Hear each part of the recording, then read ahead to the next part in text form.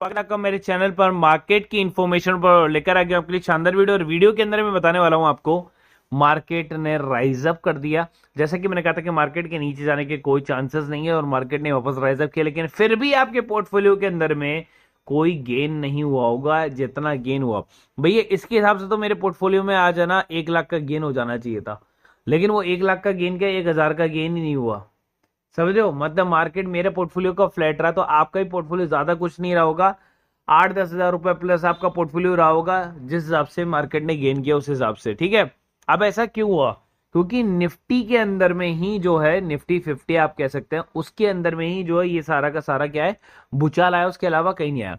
लेकिन मैं आपको ऐसी टिप्स बताऊंगा कि जब मार्केट के अंदर में, जब आप ऐसी सिचुएशन में आ रहे हो, तब आपको कौन से शेयर खरीदने हैं और किन शेयरों के अंदर में 2024 के अंदर पैसा डालना है। वॉरेन बफे ने भी आपको कुछ बताया है।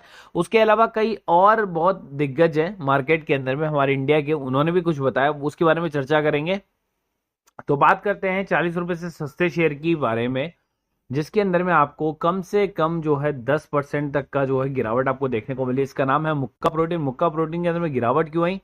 भाई गिरावट इसलिए आई क्योंकि इसके अंदर में जो उसका मार्केट के अंदर में जो उसका रिजल्ट है वो आया था, और रिजल्ट के अंदर में क्या हुआ कि उसका जो बेसिकली इबिडिटा था, या फिर उसकी सेल्स थी, या फिर उसका प्रॉफिट्स था, तो वो पिछले सेल्स इबिडिटा के मुकाबले कमजोर रहा, जिसकी वजह से क्या हुआ, मार्केट के अंदर में जो है वो बेसिकली शेयर डाउन हुआ। यहां पर आपको देखने को मिल जाएगा कामगारी मुनाफा 35 करोड़ रुपए से घटकर 18.9 करोड़ रुपए पर आ गया, और इबिडिटा मार्जिन जो है ना, उसके बारे में लिखा हुआ है 8.8% से घटकर 3.7% पर आ गया। इसलिए अब पेटीएम के लिए एक और अच्छी खबर, एचडीएफसी बैंक भी साथ में आ सकता है, और यहां पर आपको जो 197 कम्युनिकेशन के शेयर के अंदर में जो है बढ़त देखने को मिल सकती है। फिलहाल जो वो एक शेयर है ना, वो एक रेंज के अंदर में काफी अटका हुआ पड़ा है, वहीं से अप एंड डाउन चल रहा है। तो ये 6 महीने के चार्ट को मैंने खोला हुआ है। 6 महीने के चार्ट पे अगर आप देखेंगे, ये एक रेंज बॉन्ड है और ये एक रेंज बॉन्ड है। तो फिलहाल अभी वो इस रेंज बॉन्ड के अंदर में चल रहा है। अगर आप देखेंगे तो ये रेंज बॉन्ड जो है वो 400 रुपए वाला रेंज बॉन्ड है। ये जो रेंज बॉन्ड है डिफरेंट है, और ये जो रेंज बॉन्ड है ये डिफरेंट है। तो इसका मतलब क्या है कि जब मार्केट में शेयर ऊपर भी जाएगा ना, तो इसी रेंज बॉन्ड के साथ जाएगा। तब वो ऊपर जब जाएगा तब वो 600-700 के बीच में होगा, और उससे ऊपर में 900 रुपए से लेके 1000 रुपए के बीच का रेंज बॉन्ड है वो उसके ऊपर में होगा। और थोड़े दिनों पहले मैंने कर्ज उठाने वाली कंपनी आर पावर के बारे में बात की थी, और आर पावर ने क्या किया, 1023 करोड़ रुपए का जो लोन है वो भी उन्होंने क्या कर दिया, चुका दिया यहाँ पर। और अनिल अंबानी कमबैक के मूड में जो है वो फिलहाल आ गए। तो रिलायंस पावर का कर्ज चुका है, तो रिलायंस पावर के कर्ज से चुकने से क्या होगा भैया, शेयर का प्राइस बढ़ता जाएगा, और शेयर का प्राइस बढ़ते बढ़ते कहां चला जाएगा, और ऊपर जाता जाएगा। तो यहां पर कहानी अभी जो है वो बाकी के कर्ज को अपने कम करने में लगे हुए हैं फिलहाल रेगुलर तरीके से। और 1023 करोड़ के कर्ज निपटान के बाद के अंदर में आपको मैं और चीज बता देता हूँ। महाराष्ट्र में अपनी 45 मेगावाट की पवन ऊर्जा परियोजना को जेएसडब्ल्यू रिन्यूएबल एनर्जी को 132 करोड़ रुपए में बेचने की घोषणा के कुछ दिन बाद ही ये चीज आई थी। ठीक है। और कलाई पावर 2023 में अरुणाचल प्रदेश में अपनी प्रस्तावित 1200 मेगावाट के जल विद्युत परियोजना के विकास अधिकार टीएचडीएस इंडिया लिमिटेड को 128 करोड़ रुपए में बेच दिए थे। तो इन्होंने जो जो भी चीज बेची ना, उससे क्या कर रहे हैं, लोन चुका रहे हैं। तो अपनी जितनी भी मान लो जैसे 100% आपके पास में इंफ्रास्ट्रक्चर है, आपने उसमें से 70% बेच दिया, और 70% बेचकर क्या किया, आपने लोन अमाउंट को कम करते जा रहे हो। भाई बैंक भी तो ऐसे ही वसूलेंगे। तो 1 महीने के अंदर में इसने यहां बॉटम से 20 से 28 रुपए आ गया, और 6 महीने के अंदर में अगर आप देखें तो एक और बॉटम मारा था इसने 16 रुपए के आसपास का, वहां से भी शेयर ने काफी अच्छा रिटर्न दिया। एक बार 30 तक 32 तक गया, नीचे गिरा, और अभी वापस ऊपर चढ़ना स्टार्ट हो गया। तो यहाँ पर 32 के रिकॉर्ड को जैसे ही तोड़ता है तो ये शेयर जो है 50 रुपीज के आसपास में जाने के चांसेस रखता है।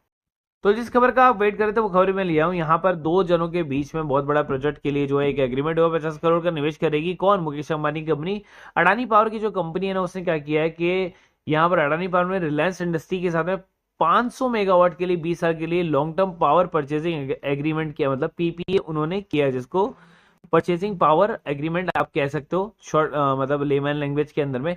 दरअसल अडानी ग्रुप की कंपनी अडानी पावर लिमिटेड ने रिलायंस इंडस्ट्री के साथ में जो ये जो पीपीए किया है ना, इसी एग्रीमेंट के तहत जो है दोनों के अंदर में एक तरीके का क्या है, बॉन्ड आया कि भैया दोनों लोग एक साथ काम कर सकते हैं। This is good for the Indian market also, कि दो बड़े दिग्गज अगर एक साथ काम करो, एक दूसरे को ही जो है अपनी चीजें दे पा रहे हैं, बाहर से कोई चीज इंपोर्ट नहीं करना, कुछ भी नहीं करना, एक ही देसी कंपनी दूसरी देसी कंपनी का क्या कर रही है, एग्रीमेंट उठाती जा रही है। और यहाँ पर एमईएल को ऑपरेशन कैपेसिटी का 2800 मेगावाट की है, इसमें से 600 मेगावाट एक यूनिट को कैप्टिव यूनिट बनाए रखने का प्रस्ताव दिया गया है। तो बेसिकली यहाँ पर जो शेयर फोकस है वो अडानी पावर का है। आगे चलते वॉरेन बफेट ने आपको क्या बातें करने के लिए कहा है, क्या बोला ऐसा जिससे आपको शेयर मार्केट में नुकसान नहीं होगा, मैं आपको लेमन लैंग्वेज में बता देता हूँ। यहाँ पर आपको देखिए वॉरेन बफेट क्या कहना चाह रहे हैं। आप वॉरेन बफेट कहना चाह रहे हैं निवेश करने से पहले तो क्या करो, रिसर्च कर लो। मतलब कंपनी फंडामेंटली ठीक है क्या, बैलेंस शीट ठीक है क्या, कंपनी का पी रेशियो ठीक है क्या, कंपनी के जो मार्केट कैप है वो ठीक है क्या, कंपनी कितने सालों से मार्केट में वो ठीक है क्या, और प्रोमोटर होल्डिंग कितनी है वो ठीक है क्या। ये सारी चीजें बैलेंस शीट ये देखने के बाद में ये वाली बात बोल रहे हैं। इस तरह से करे बचत कि भैया अगर आपका 10,000 सैलरी है तो 2,000 रुपये आपको कंपलसरी है कि आपको निकालना है, और किस में डालना है, मार्केट में डालना है। अब मार्केट में डालने का मतलब यह है कि आप जरूरी नहीं है कि अगर आपके पास टाइम नहीं है तो आप म्यूचुअल फंड के अंदर में इन्वेस्टमेंट कर सकते हैं, एसआईपी आपके लिए हो सकती है, निफ्टी 50 का इंडेक्स हो सकता है उसमें आप डाल सकते हैं, ईटीएफ हो सकता है, लेकिन मार्केट में पैसा आप डालें। जब सब डर रहे हो ना तब लालची हो जाए, इसका मतलब क्या है कि जब मार्केट नीचे जा रहा हो तब आपको खरीदना ज्यादा बेटर चाहिए, जब मार्केट ऊपर जा रहा हो तब आपको बेचने का सोचना चाहिए कि यार मैं बेच देता हूं। इसका बहुत जीता जाता एग्जांपल मैं आपको अगली स्लाइड में बताऊंगा। इन्हीं टिप्स के साथ साथ में देखिए 5 निवेश मंत्र और दे रहे हैं Mirae asset company, AMC asset management company के जो है वो बेसिकली ये आपको एक राय दे रहे हैं। तो चीफ इन्वेस्टमेंट ऑफिसर हैं जिन्होंने आपको बोला है स्टॉक सिलेक्शन प्रोसेस पर फोकस करें कि आपको कौन सा स्टॉक सिलेक्शन करना है, ठीक है। उसके अलावा अगर आप जाते हैं तो यहाँ पर रिटर्न ऑन कैपिटल एम्प्लॉयड और इक्विटी देखना, जो कि मैं आपको हमेशा देखने की कोशिश करवाता हूँ। विनर स्टॉक पर नजर रखिए कि कौन सा विनर स्टॉक रहेगा। स्टॉक से धीरे धीरे एग्जिट हो, एक साथ एग्जिट की जगह आप 50% बेचो, 20% बेचो, 10% बेचो, फिर 10% बेचो, इस तरीके से आप एग्जिट हो जाए। देखिए ये वाली स्लाइड मेरे लिए फेवरेट स्लाइड है मेरी, और ये मैं आपके साथ में शेयर करना चाहता हूँ क्योंकि आप इन्वेस्टर है। उन्होंने कहा खरीदने का समय जहां वैल्यूएशन करेक्शन आया। अब वैल्यूएशन करेक्शन रिसेंटली में कहा आया, मिड कैप और स्मॉल कैप के अंदर में आया, ना कि निफ्टी और 50 के अंदर में आया।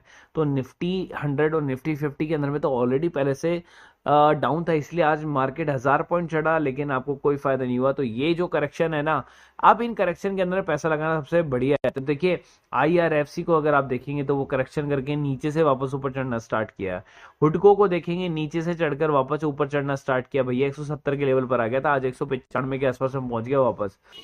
इसके कहने का मतलब यहां पर ये हो रहा है, ठीक है। तो एक्सिस म्यूचुअल फंड के मैनेजर शेयर्स देवलेकर ने इस बारे में ये चीज कही कि मार्केट में जब करेक्शन हो जाए ना तब उन शेयर को लेना ज्यादा बेटर होता है, क्योंकि जिनमें करेक्शन हो गया, क्योंकि मार्केट जब गिरता है ना उसके बाद में तो उन शेयरों के अंदर में कोई ज्यादा खास फर्क नहीं पड़ता। जैसे HDFC बैंक को आप ले सकते हो कि जब मार्केट गिर रहा था, करेक्शन कर रहा था, तो वहां पर उसका चार्ट अगर आप देखोगे ना वहां पर उसमें कोई करेक्शन नहीं आता। ऐसी बैटरी बनाने वाली कंपनी पर स्टॉक पर रखे नजर, जो कंपनियां अभी क्या है सेक्टर, या फिर जो बेसिकली क्या है ज्यादा फोकसिंग सेक्टर है, जैसा कि मैंने आपको बताया था कि चार्जर वाले सेक्टर हैं, डिजिटल मीटर वाले सेक्टर है, लिथियम आयन वाले सेक्टर हैं, उसके अलावा ईवी वाले सेक्टर है, बैटरी बनाने वाला सेक्टर है। तो ये सारी चीजें, वीडियो अगर अच्छा लगा तो प्लीज लाइक और सब्सक्राइब जरूर करना, और कमेंट जरूर करना जिस पर आपको वीडियो बनवाना हो। जितने ज्यादा कमेंट किसी पर्टिकुलर शेयर्स पर आएंगे मैं उन शेयर को अपने वीडियो में लूंगा और आपके लिए एनालिसिस करके बताऊंगा। So thank you so much. किसी को किसी ग्रुप से जुड़ना हो तो आप दिए गए नंबर पर कॉल या मैसेज कर सकते हैं।